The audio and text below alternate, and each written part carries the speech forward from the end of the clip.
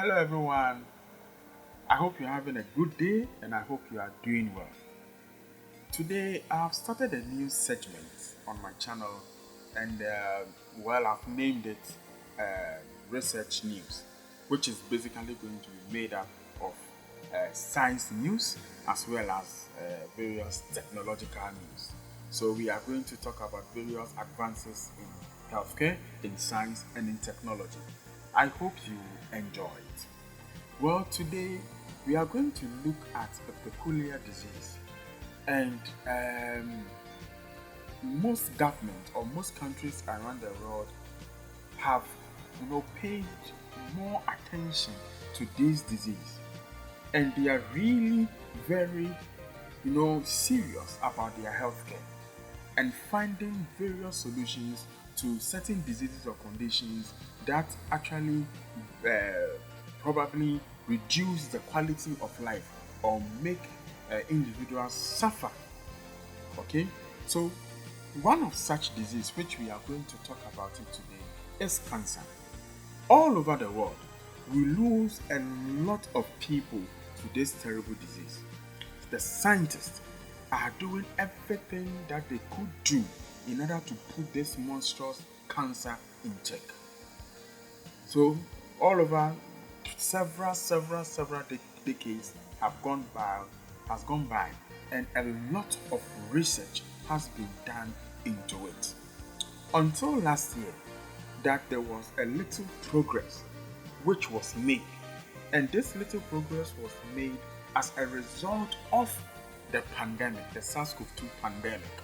Okay, so when the pandemic came in, and various pharmaceutical companies are trying to find various ways of bringing out vaccines, there came probably an answer to how cancer could be treated in the long run. Now, what is cancer? Cancer is a disease caused when the cells in our system, or when the human cells divide uncontrollably and spread to its surrounding tissues. You normally say the cancer has metastasized. Okay? Now, cancer is caused by various changes that happen in our genetic makeup. That's the DNA. Now, most cancer-causing DNA changes occur in sections of the DNA which are called genes. These changes are also called genetic changes. Scientists think that following the same principles used in the development of the mRNA vaccines, well, we will talk more about what mRNA is, okay, as applied in the SARS-CoV-2, as I said previously, could also help fight against cancer. Now, what is mRNA? In molecular biology, of course, I'm a scientist, I'm a research scientist, and a biomedical laboratory scientist as well. So, in molecular biology, the mRNA, okay, which also means the messenger ribonucleic acid, okay, is a single strand of a molecule of RNA that corresponds to the genetic sequence of a gene, okay, and it is read by a ribosome in the process of synthesizing a protein. Okay, now mRNA is created during the process called transcription. Okay, I know most scientists will know what transcription is, but from the diagram you would understand what I mean.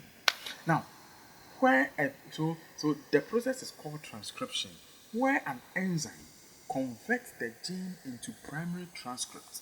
okay, also known as the pre-mRNA. This pre-mRNA usually contains what we call introns, okay, introns.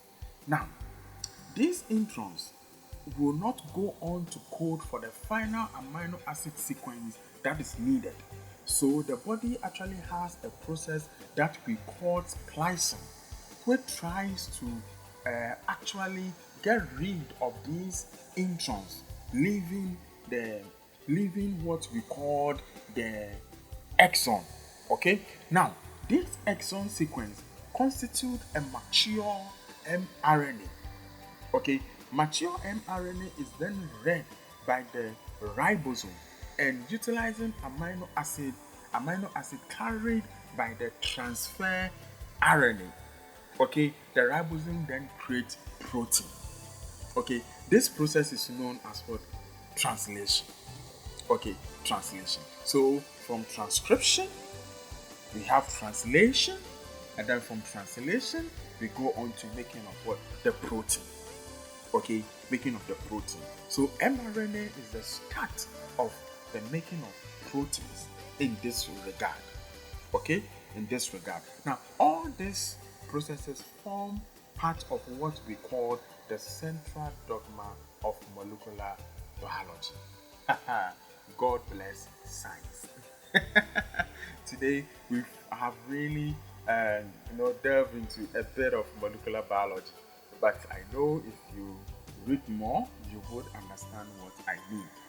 Now, so this actually describes the genetic information in the biological system. So now, how does the mRNA vaccine work? Okay, let's say for example in the SARS-CoV-2, virus. Okay, you've taken various vaccines which has the mRNA as being a constituent of that particular vaccine which you have taken. So how does it work? Now, the mRNA in the vaccine, okay, that you are taking, teaches your cells how to make copies of spike protein. Spike protein, that is also another word, spike protein. Okay, now as you can see, the spike protein is essential, okay, for the initiation of the SARS-CoV-2 infection. It's very essential for its initiation. That is, it binds to the H2 to initiate the SARS-CoV-2 infection, which is the H2, which is the angiotensin converting enzyme. Okay, so the mRNA vaccine, all what it has to do is to teach your cells, okay, genetically by the genetic code in which it has been manufactured, okay, to make copies of these spike proteins, which is a subunit of the SARS-CoV-2 virus. Okay, a subunit of the SARS-CoV-2 virus. Okay, so if you are exposed to the real virus later, your body will recognize it and know how to fight it. Okay, after the mRNA delivers the instructions, your cells breaks it down and then get rid of it. Okay, so basically that is how the COVID vaccine, which has the mRNA constituent, okay, works. Now, this type, let's delve more into it. Now, this type of vaccine uses genetically engineered mRNA, as I told you, to give your cells instructions for how to make S protein that is found on the surface of the COVID-19 virus. After vaccination, your muscle cells begin to make the S protein pieces and displaying them on cell surfaces. Today we are really delving into immunology, from molecular biology to immunology. I hope you understand. Okay. So on the cell surfaces, so the S proteins bind to H2 to initiate infection. As I told you, this and other factors is key in the initiation of the SARS-CoV-2 infection. Now, the UK is embarking on an ambitious plan to accelerate research into mRNA cancer vaccine with the German giant, the pharmaceutical giant of BioNTech. Okay, now, so based on the principle on which the COVID vaccine works, that is with the use of the mRNA, scientists believe that they can copy or they can reciprocate that same principle to fight cancerous tissues in the human system. Wow, I love that idea. It's actually a nice idea. It's actually a nice idea. And well, so following the success of the COVID-19 vaccines, okay, using the same messenger ribonucleic acid technology, scientists now want to conduct more trials in cancer patients, okay, and thereby hoping to provide this personalized type of treatment to about 10,000 patients by 2030. Now, Britain is the first nation to actually sign up to such a partnership. Okay, they are a serious nation. Okay, some of the patients in the trials will have cancer that has already been treated. Okay, the vaccine is hopefully okay. The vaccine, if administered, will hopefully prevent that cancer from what returning. Okay, others will have advanced spreading cancers, and the vaccine will also help to shrink and control the uncontrollable division of the cells.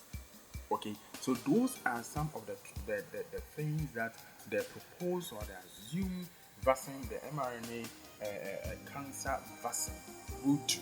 Okay, now unlike chemotherapy, which attacks lots of different cells as well as the cancerous cells, okay, the mRNA treatment is tailor-made specifically. As I said, looking at the central dogma, okay, specific instruction is given to it to manufacture specific proteins, okay, specific proteins which will attack it directly, unlike the chemotherapy one, which attacks the healthy cells as well as the cancerous cells, which will probably sometimes is not good, but sometimes so it's not helpful to the patient. Okay, it's not helpful to the patient. This makes it more expensive, okay, to produce. But the pharmaceutical giant is saying that it will be affordable for healthcare, okay, and but more work is needed, okay, to determine whether the cost of it could be justified, okay, being commercially sensitive, and the details of the partnership between the British government and the pharmaceutical company is not out yet. So we don't know what is going on. Now, could COVID vaccine technology crack cancer? Okay, so basically, there are two people. They are quite well. I was happy when I saw it. A husband and a wife, and they actually founded they co-founded the German pharmaceutical giant, that is the BioNTech, in 2008. Okay, and they have been exploring the new technology involving the new messenger RNA to treat cancer. So when the pandemic struck, they partnered with Pfizer to use the same approach to create a COVID vaccine. Now the doctors are hopeful that the same treatment could be used in treating of various cancers like melanoma, bowel cancer, and other tumor types. Now, BioNTech has several trials in progress, including one where patients are given personalized vaccine, okay, to prompt their immune system to attack the disease. Now, the mRNA technology being used works by sending an instruction or blueprint to cells to produce an antigen or a protein, okay, as I have told you from the beginning, okay. So that is what they are actually trying to do. I got a bit so one thing that one of the co-founder of the company, the BioNTech company, said was the concept here is to use specific molecular features, okay, in individual cancers of patients to encode them into the mRNA vaccines and to train the immune system to attack. Okay, it is just like putting up a bounty or a wanted poster. Okay, somebody who is wanted. So it alerts the body, okay, to be on the lookout of this particular person, maybe an armed robber. Okay, there's a poster, we are searching for someone in a particular community. So if the person appears, if the armed robber appears in this community, this person is wanted. So we all attack that person. Okay, that is how the whole vaccine is going to be. Okay, so let us listen to a short interview by the husband and wife of this beautiful company. Well, they in fact they helped manufacture some of the vaccines, the COVID vaccines, but yet people don't know about it. So I think this is the first time you are going to see the husband and wife who co-founded this big pharmaceutical giant.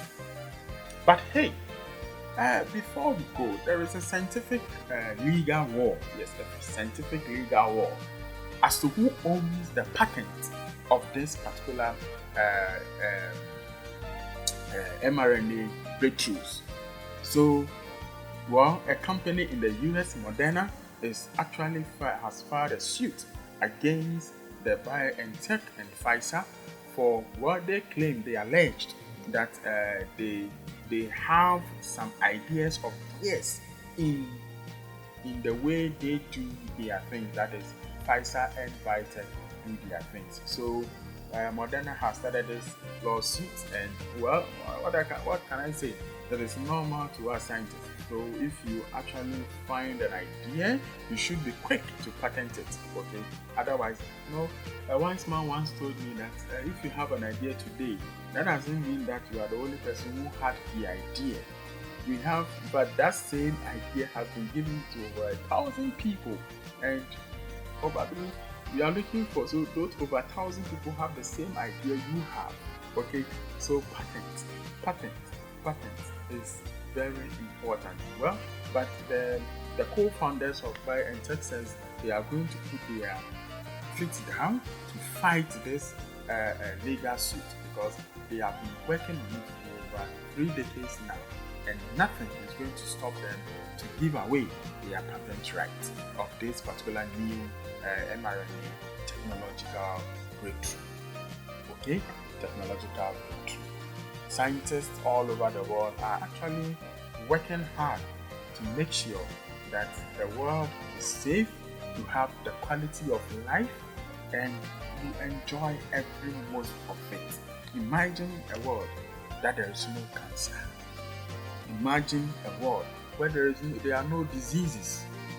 You can do anything you want to do. You can eat anything you want to eat. You can do everything that you actually want to do. Okay, that is it about. That is why we scientists put our life at stake. Work morning, afternoon, and night to make sure that we actually have answers to certain questions. But hey, some of these answers are with God Almighty. With God Almighty. But yes, still, we keep praying. Yes, still, we keep working hard to make sure that we get answers. We get answers for some of these great mysteries. Maybe disease mysteries. I don't want to mention HIV, but it's one of the greatest tasks that most times scientists are actually working on, which is my field. Yes, HIV is my field. And well, so I salute all scientists all over the world. You are doing your best, and I pray that the good Lord will continue to give us wisdom and more knowledge, okay, as to how to tackle some of these issues. Now, COVID-19 is back. Well, probably that's what I would say. Okay, now, so in fact, for the past weeks, I think ending of last month or early of this week or early of this year, we have been hearing most countries shutting down their airports, and actually have started not shutting down their airports, but they've actually started testing all visitors from China. Okay, they have started testing all visitors from China. Okay, and that is our second research use that I want us to look at. So when a country of 1.4 billion, actually that is the population size of China, at least I think it's bigger than the whole of Africa. So when a country of 1.4 billion suddenly ends its zero COVID policy nearly after 3 years, there was little doubt that this particular COVID-19 would return. Okay, poor immunization levels and little natural immunity meant an exclusive of cases, just as China was about to lift its restrictions on its citizens traveling abroad. So now, some countries, wary of the influx of cases in China, are imposing certain COVID restriction testing, okay, and possibly quarantine, okay, on visitors from China. Especially in my country, Ghana, we've started doing that particular test on Chinese nationals or any visitor from China. So far as we hear your name, you are coming from China, you are going to be tested and if possible quarantined. Okay? Now, the COVID wave hitting China is not due to some radical new variant, but the same Omicron in its different form. Okay? That is BF7 and BQ1 are both sub-lineages, okay, of BA5, okay, that is of the Omicron family, which in itself is part of the Omicron, okay. They are more contagious, more infectious than any previously known COVID strain, okay. But these Omicron subvariants have been widely detected outside China, including the UK. Omicron has been the dominant global variant for more than a year. But that does not exclude the possibility that this new variant, okay, of concern will emerge in the future. A key reason that many countries are imposing this COVID-19 checks on travelers from China is the lack of surveillance data coming out of the country. Okay, the more COVID that is circulating, the more chance that the virus could mutate.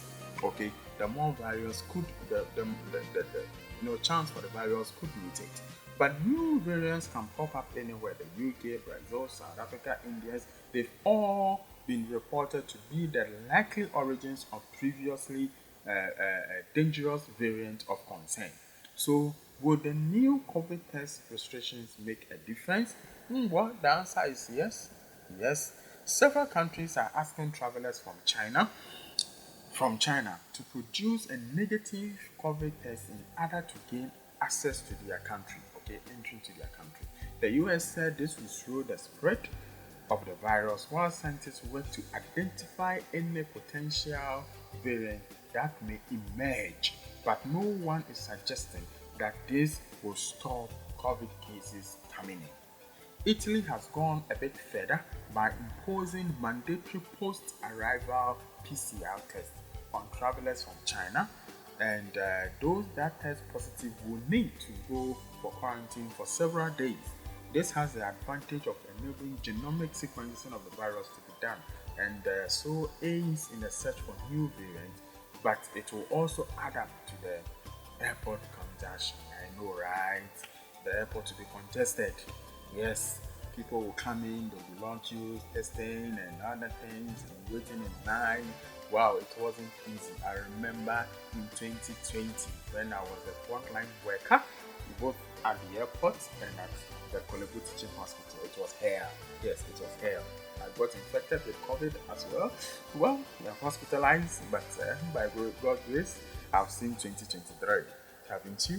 Yes, let's be thankful to God. So, Italy's Prime Minister Giorgia Meloni said that those travelers from China who have tested positive so far are carriers of the Omicron variant already present in Italy. So Italy wants an EU-wide approach on the issue, and but the EU Disease Agency, the EU, European Union Disease Agency, says for many reasons that is unjustified. Well, to me, it looks pretty justified for me. Well, yeah. So that is the reason why probably many people have started testing nationals from China. Now, however, in the UK, 1 in 45 people have the virus earlier this month. So probably UK to use to start doing the same. Okay, UK to start doing the same. Yeah. So I think that is it about the COVID.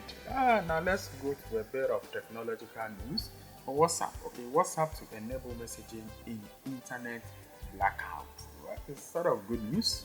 It's sort of good news.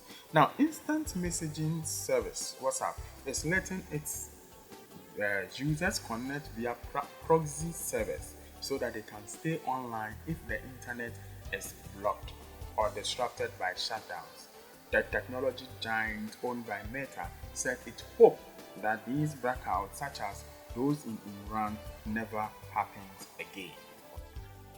So, the technology giant owned by Meta said it hopes that this blackout, such as those that happened in Iran, never occurs again.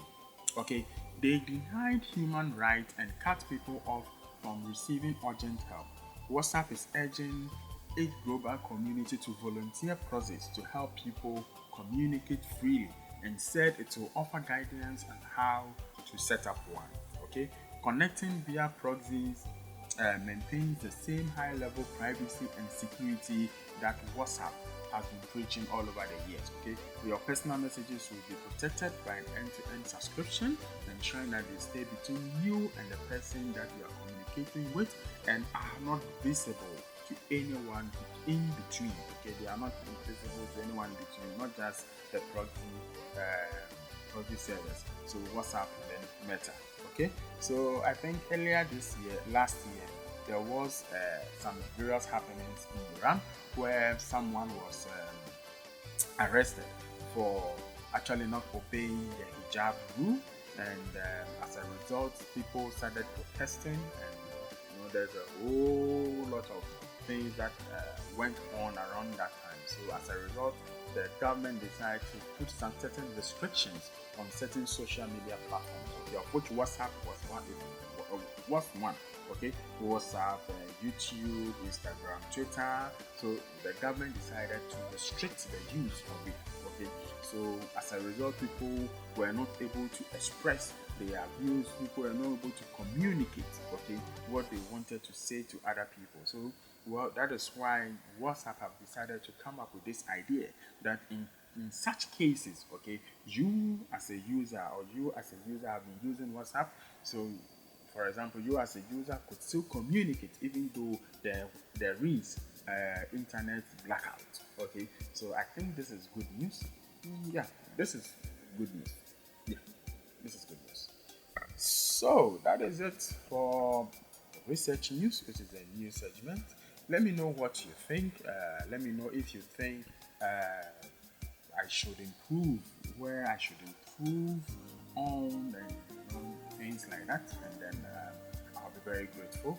And I'll be very grateful. So that is it for today. And please, if you have not subscribed to my channel, kindly do so. It is Andrews the Right.